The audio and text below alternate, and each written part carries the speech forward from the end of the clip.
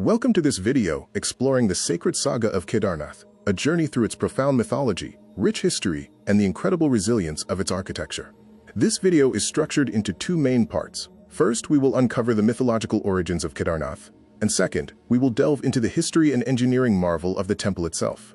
Kedarnath sits in the heart of the Garhwal Himalayas in Uttarakhand at an altitude of over 11,000 feet.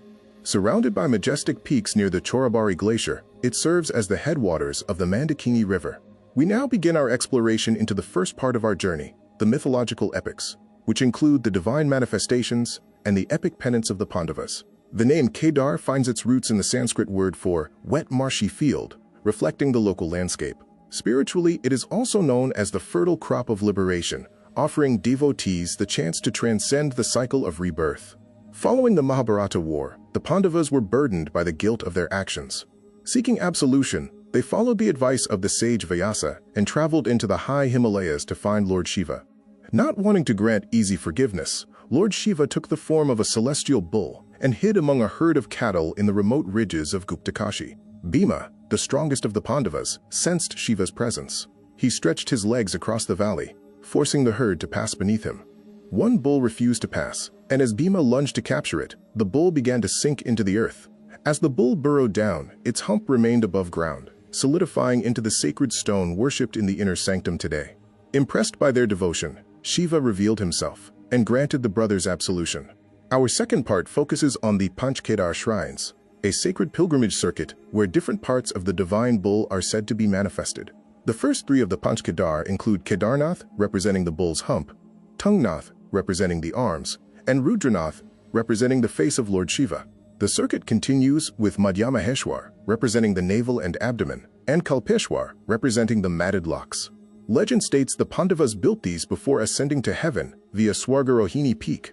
Tungnath, the highest of the Panch Kedar, stands at 3,680 meters.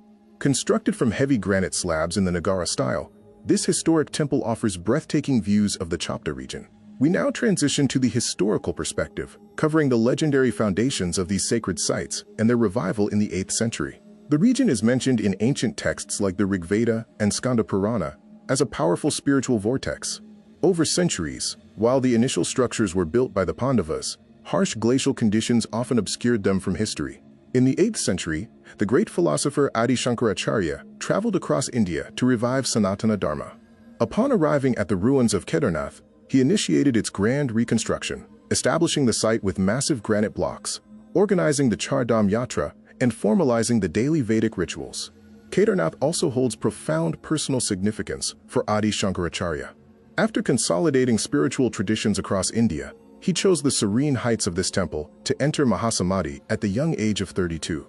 Today, a dedicated memorial and stone statue stand behind the temple in his honor. By the 11th century, harsh mountain winters had weathered the original structure.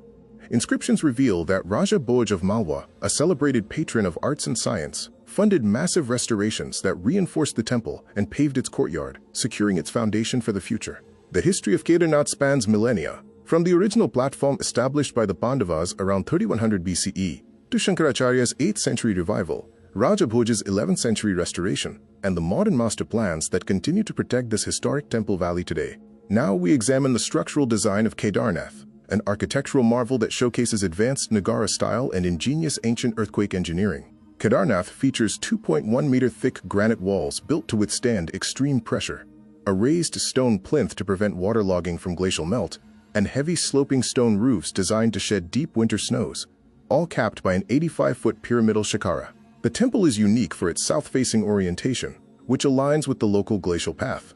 Inside, the inner sanctum houses the naturally occurring, uncarved triangular rock representing Lord Shiva, while the outer hall features detailed carvings of the Pandavas, Krishna, and celestial guardians. Remarkably, the temple was built entirely without mortar or cement. The massive stones are held together using dry masonry, iron clamps, and a precise tongue-and-groove system, allowing the entire structure to flex and absorb seismic activity rather than cracking. Geological studies indicate the temple was buried under glacial ice for nearly 400 years during the Little Ice Age. Despite the slow, crushing movement of glaciers, the temple's structural integrity allowed it to survive unscathed, as evidenced by lichen patterns on its outer walls. We now look at the temple's resilience against modern natural disasters. specifically the 2013 Himalayan deluge and the miracle of Bhim Shila. In June 2013, a catastrophic cloudburst caused the Chorabari glacial lake to burst. A violent wall of water and boulders devastated the town, yet the 1,200-year-old temple remained remarkably untouched amidst the widespread destruction. During the flood, a massive boulder known as Bhim Shila rolled down and lodged itself perfectly behind the temple. It acted as a natural shield, splitting the raging current and diverting the floodwaters around the sanctuary, effectively saving the structure. Finally, we explore the customs, sacred springs, and the seasonal cycles that define life and ritual at Kedarnath. On a nearby ridge, the temple of Bhairavath is dedicated to Lord Shiva's fierce form, serving as the region's guardian. It is said that when the main temple closes during winter, Bhairavath protects the valley. For many pilgrims, the journey is incomplete without visiting this shrine. The valley is home to sacred sites, like the bubbling Retas Kund and the purifying waters of Udak Kund. Within the temple itself, bells are prohibited to maintain a deep meditative focus, while the monolithic Nandi stands as a devoted sentinel at the entrance. The pilgrimage to Kedarnath begins at Gaurakund, a sacred location where goddess Parvati is said to have meditated.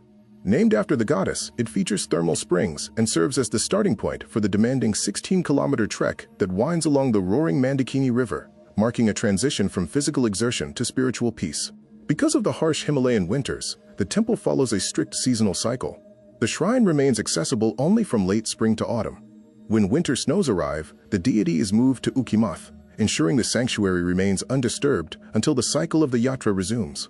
The Kedarnath Temple stands as an eternal haven, a testament to ancient engineering, profound faith, and remarkable geological resilience that has inspired pilgrims for thousands of years.